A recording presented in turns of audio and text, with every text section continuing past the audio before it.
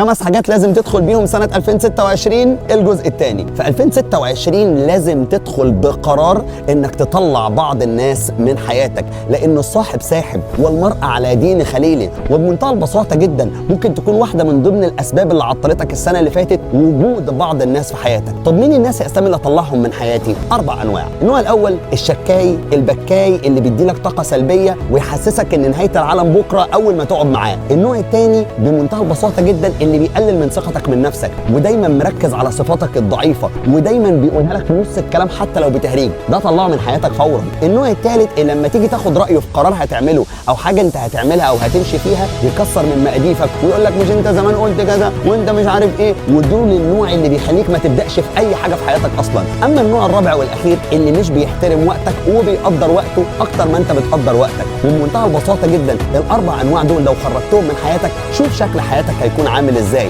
2026 عشان تكون سنه مختلفه محتاج تغير الدايره المحيطه بيك. ليه؟ لان الصاحب ساحب وفكر فيها.